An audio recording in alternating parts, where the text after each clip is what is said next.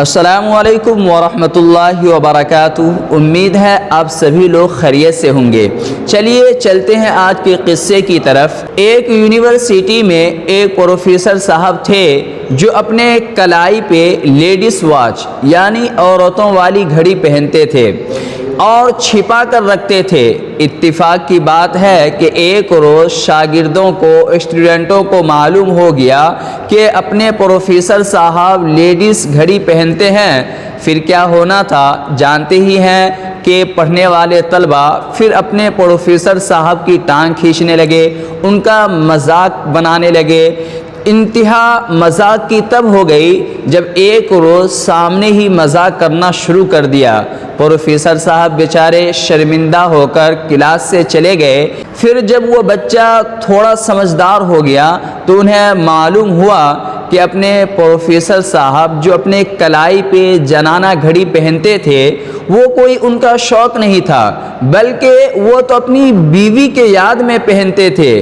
کچھ سال پہلے ان کی بیوی کی فوت ہو گئی، ان کی بیوی ایکسپائر کر گئی، جن کی یادوں میں اپنی بیوی کی گھڑی کو اپنے کلائی پہ باندھتے تھے۔ اپنے پروفیسر صاحب کے اس واقعے کو سن کر شاگردوں کو، اسٹوڈنٹوں کو بہت ہی شرمندہ ہوا اور اپنے کیے ہوئے پر بہت ہی پچھتایا۔ میں کسی ہاسپٹل میں مریض کی عیادت کے لیے گیا تو وہاں پر ایک بہت ہی نہایت خوبصورت لڑکی تھی جو اپنے سر میں نکلی بال لگا رکھی تھی۔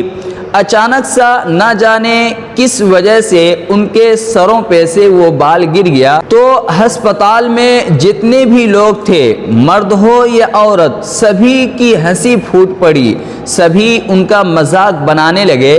تو ایک لیڈیز ان کی طرف بھاگ کے گئی اور ان کے سروں پر وہ بال رکھی۔ بہن بتاؤ اس میں میری کیا غلطی ہے؟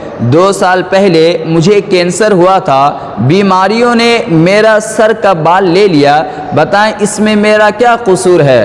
یہ واقعہ سنتے ہی اسپتال میں جتنے بھی لوگ موجود تھے جو ان کے سروں کے بال گرتے ہوئے دیکھ کر ہنس رہے تھے، سبھوں کے منہ میں تالا لگ گیا، سبھی لوگ خاموش ہو گئے اور سبھوں کو یہ پچھتاوا ہوا کہ ہم لوگ بیکار ہی ہنسے۔ ٹھیک اسی طریقے سے 10 سالہ بچوں کو دیکھا کہ وہ قبرستان میں ایک قبر کے پاس کھڑا ہو کر کچھ یوں کہہ رہا تھا، ماں تو مجھے چھوڑ کر کیوں چلی گئی؟ مجھے ٹیچر مارتے ہیں، کلاس میں سبھوں کے سامنے مارتے ہیں اور یوں کہتے ہیں کہ تیری ماں کتنی سست ہے، تیری ماں کتنی کاہلی ہے کہ تیرے پڑھائی کا بھی خیال نہیں کرتی، ماں تم لوٹ کے آ جانا، مجھے ٹائم پہ اسکول چھوڑ دینا۔ استاد کو معلوم نہیں تھا کہ اس بچے کے ماں کے ساتھ کیا گزرا ہے۔ آپ سبھی لوگ اس بات کا خیال رکھیں کہ جب بھی کچھ بولیں یا کچھ سوچیں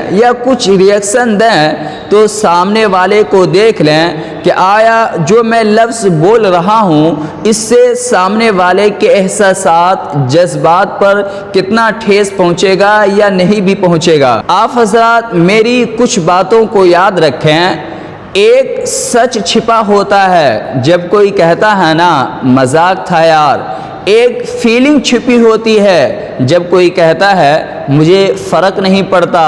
ایک درد چھپا ہوتا ہے، جب کوئی کہتا ہے اس اوکے کوئی بات نہیں۔ ایک سمندر چھپا ہوتا ہے جب کوئی خاموش ہو جاتا ہے۔ ایک ضرورت چھپی ہوتی ہے جب کوئی کہتا ہے نا مجھے اکیلا چھوڑ دو۔ بہت سارا پیار چھپا ہوتا ہے جب کوئی آپ کے لیے جھک جاتا ہے۔ اس لیے اپنے زبان کو سنبھال کے رکھو۔ پرانی کہاوت ہے، آپ سنے ہوں گے کہ پہلے تولو پھر بولو۔ عقل مند اور بیوقوف میں یہی فرق ہے۔ عقل مند پہلے سوچتا ہے پھر بولتا ہے اور بیوقوف بول کر سوچتا ہے۔